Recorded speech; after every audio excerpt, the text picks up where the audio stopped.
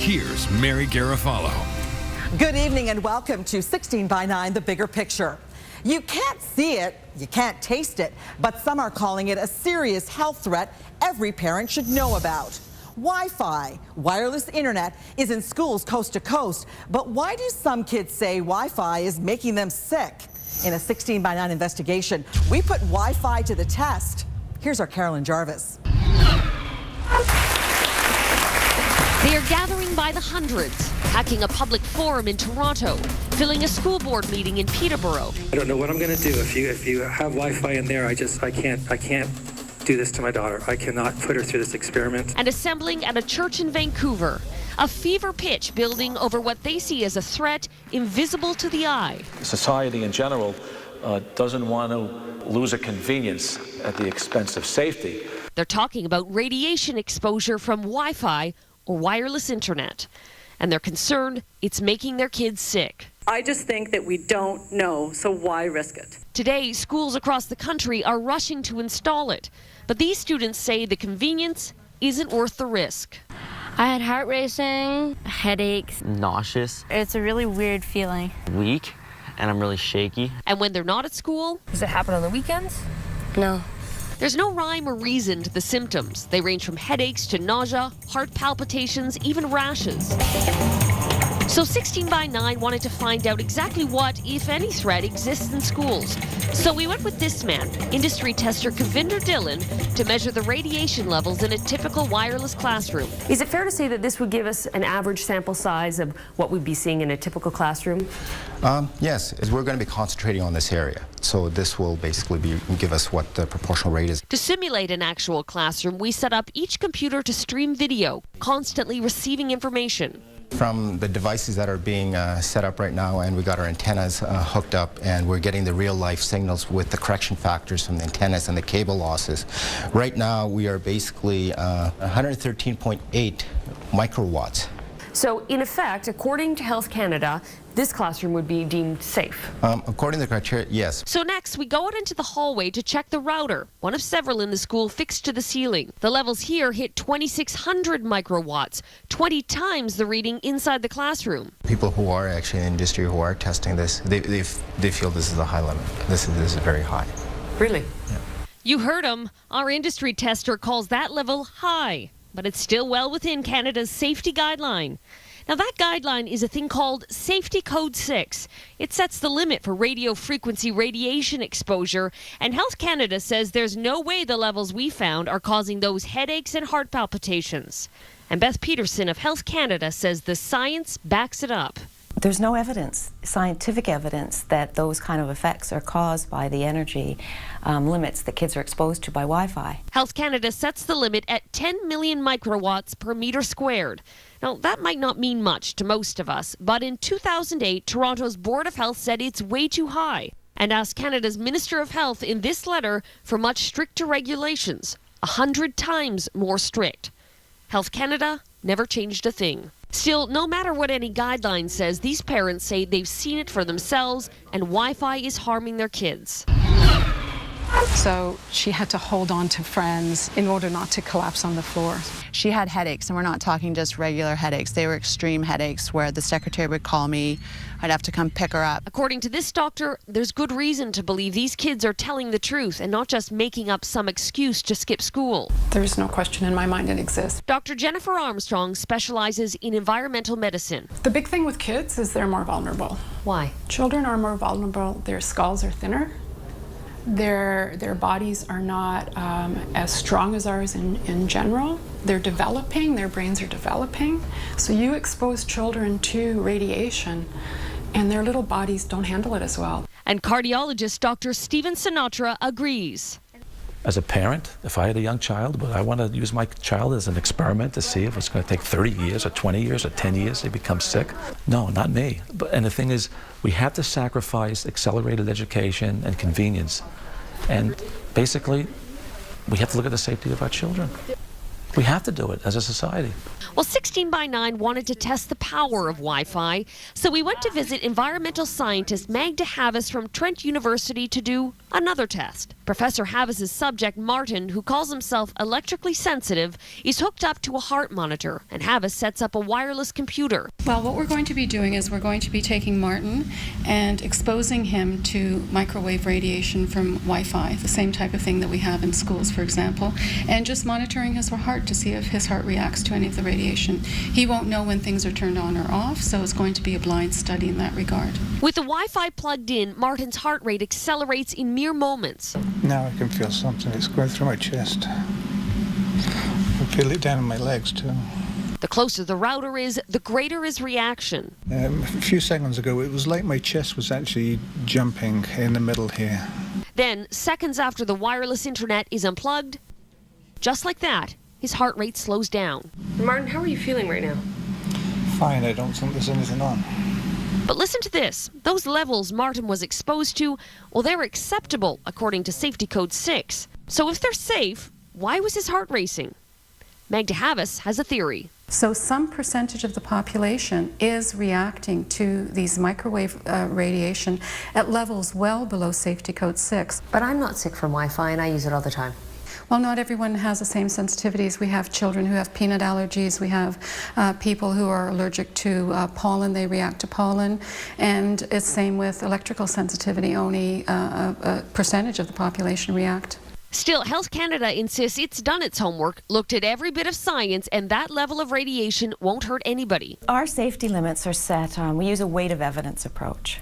So there are thousands of articles, thousands of peer-reviewed scientific articles on the issue.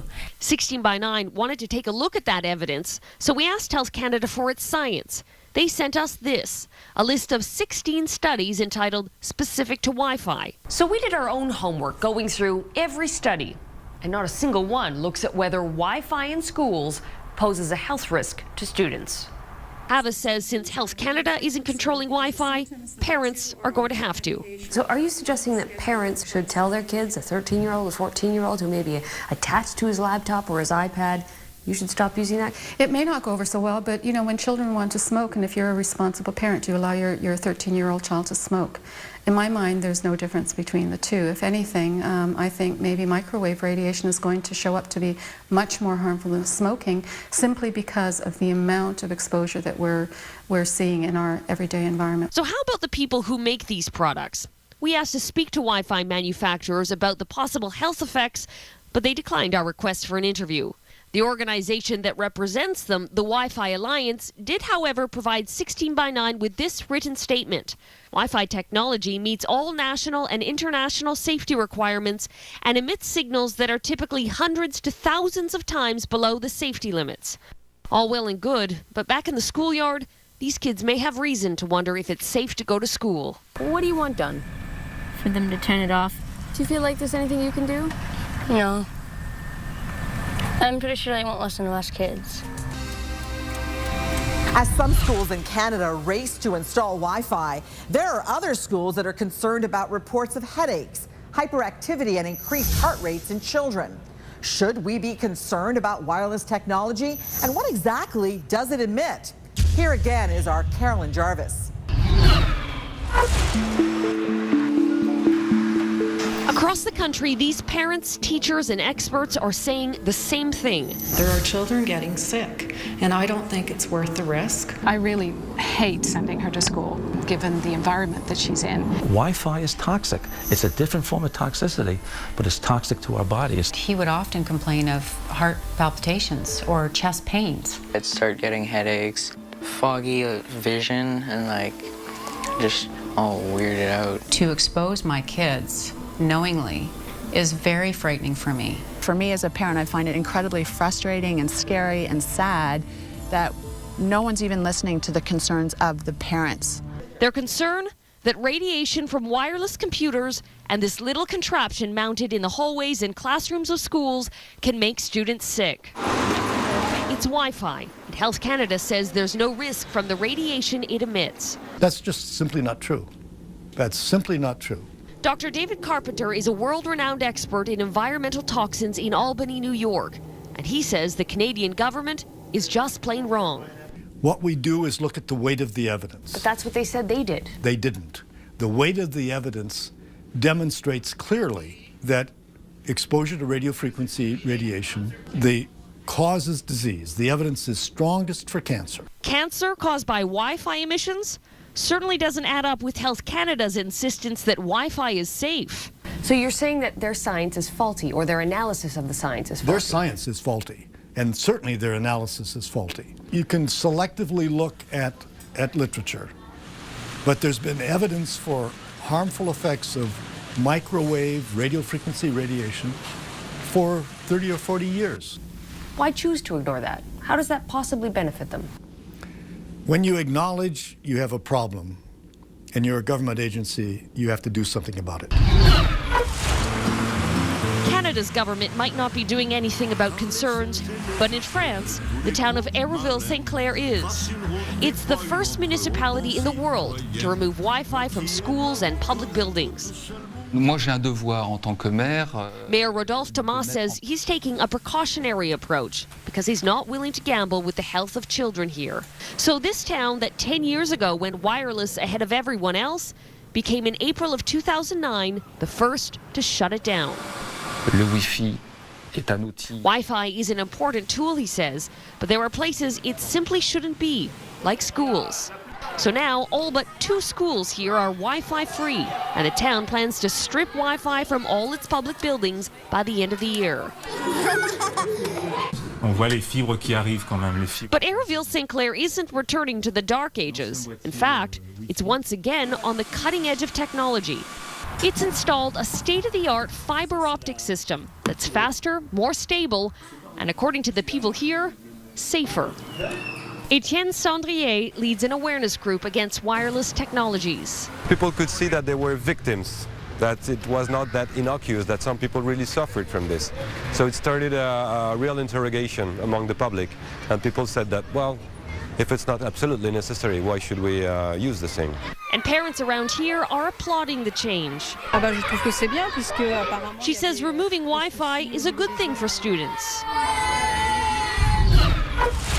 And while other European countries might not be pulling Wi-Fi, they are taking a stand. In 2007, Germany recommended children limit their use of Wi-Fi, uncertain of its long-term effects.